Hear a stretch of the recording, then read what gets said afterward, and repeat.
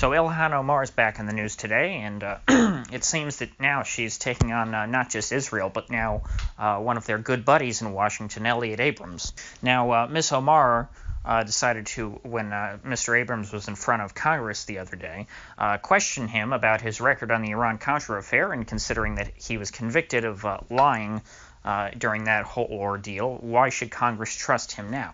Which I think is a pretty fair question. If he's been convicted of lying to Congress, you can't really take somebody seriously after that if you're Congress. Now, of course, most of your mainstream conservatives are very upset with Miss Omar because, how dare she disrespect this elder statesman and a time-honored defender of freedom and democracy. Max Boot, for example, who I believe still calls himself a conservative, was particularly ticked off that Miss Omar would take on such a great man in his eyes as Elliot Abrams, who's done so much great work for not only the freedom of Americans, but, everybody else. Now, you might be able to hear a bit of sarcasm in my voice, and that's because, I'm somewhat familiar with Elliot Abrams' record. I wasn't an expert, but I figured, hey, let's do some review and see just what exactly Mr. Death Squads has been up to for his entire life. So first of all, he's the son-in-law of Norman Podhoretz and Midge Decter, who were big-time neocons back in the day. Very old school. The original, some of the original neocons, who I believe were, originally of the left and then, became hardcore Cold Warriors and shifted over to be a part of the Republican Party. So he is, I guess you'd call him a second-generation neocon because he married their daughter. He's also the brother-in-law of John Podhoretz, who is still a prominent neocon. And he it really came to prominence under Reagan when he was appointed the Assistant Secretary of State for Human Rights and Humanitarian Affairs, which is one of the most misleading titles I think I've ever heard after looking at his record. So just how did he assist the Secretary of State with respect to human rights and humanitarian affairs during his tenure? Well, he spent most of his time supporting dictators in Latin America. Now, a lot of people these days accuse old Donald Trump of loving dictators because he's trying to have a good relationship with Kim Jong-un and Putin. But, Elliot Abrams here, after looking at his record, takes, loving dictators to a whole new level. Not only did he seem to find them to be generally great guys, but he would defend specific acts of evil committed by these people, which is something I've never heard really anyone else do. So Rios Montt, for example, who was a general who led a coup against the leftist government of his country down in Central America, and seems to have overseen a genocide of the native Maya people. Rios Montt was apparently carrying out a genocide against them. Apparently his troops tortured and murdered people and did all sorts of really nasty stuff that I don't really want to get into on YouTube because I know that's kind of bad for the algorithm. So yeah, as far as human rights goes in Guatemala, not a great record. But hey, he also helped the U.S. train troops in El Salvador to fight terrorists. Now that sounds like something that would be great for human rights, right? So I mean, maybe he has a little bit better record on that. Except the first unit in the Salvadoran military that was specifically trained to fight terrorists massacred 1,000 people in a small village, and I don't want to use the R word because of the algorithm, but they forcibly had sexual relations with the women and girls of the village as young as 10, and they tortured all the men and then lynched the children that were too young to forcibly have sexual relations with.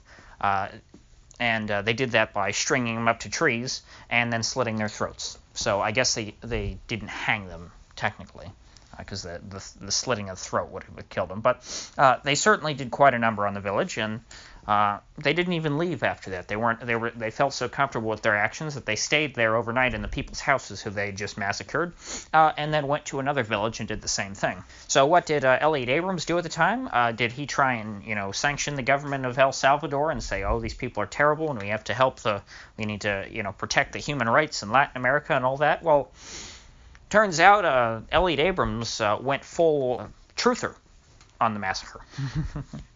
Meaning he completely denied it ever happened, said it was reports of these deaths had been greatly exaggerated by the leftist guerrillas, and they were just using it for propaganda. Well, it turns out, I mean, photos came out, there were bodies everywhere, there was pretty clear evidence that pretty much everything that had been reported was true, and I've not found anywhere where Abrams even apologized or said that he was wrong. And if I had to guess, Abrams should have had enough intelligence on the matter to know that it was 100% true at the time. I mean, the State Department certainly has access to the intelligence community, and there's no way that the intelligence community wouldn't have known that a special unit trained by the U.S. military was carrying out massacres in small villages in the mountains. So that wasn't quite the end. So in addition to what was going on in Guatemala and El Salvador, there was also, you may remember, the conflict between Daniel Ortega, the Sandinistas, and the Contras in Nicaragua. Now, Congress had banned funding, U.S. funding going to the Contras in Nicaragua, so there was, this thing called the Iran-Contra scandal, which I won't get into, it takes too long. But basically, there was this little scheme that they came up with to where they would sell weapons to Israel, and then Israel would sell them to Iran, I believe, and then they would take the money from those weapons sales, and then that would go to and then Israel would give it to the Contras. And so this is what actually, out of all the three major things, the three major screw-ups or the three major highlights of his career, this is what Miss Omar really honed in on, because he was convicted of lying to Congress about this. The lying to Congress part I don't really care about. I mean, I think supporting genocide is a bit worse, but nonetheless, I applaud her for taking on this monster, because considering what he supported in El Salvador and Guatemala and then with the Contras, I can't imagine that he's doing much good in Venezuela. I would have to imagine that the arms shipments that we saw reports of, at least that the Venezuelan government was promoting on TV, saying that they were from Miami, given that Elliot Abrams was in charge, I'd have to say those reports are probably true. Now, again, they may not be. The Venezuelans may be trying to false flag us. But again, the problem is when you appoint someone like Elliot Abrams, who's known for doing this, it becomes very believable that would be the case.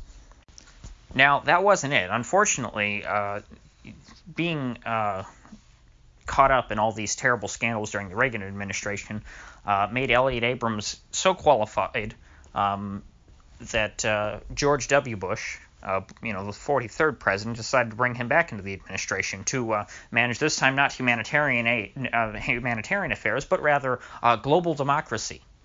Now, isn't that a great title? And of course, by democracy, he means bombs.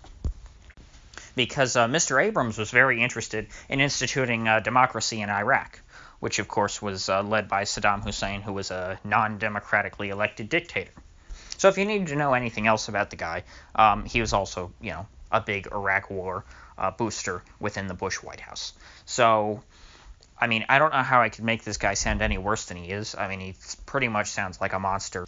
Aside from personally giving the orders to commit massacres and atrocities in Latin America directly, I don't know what worse things he could have done. I mean, he was complicit in genocide. That's about the worst thing you can do.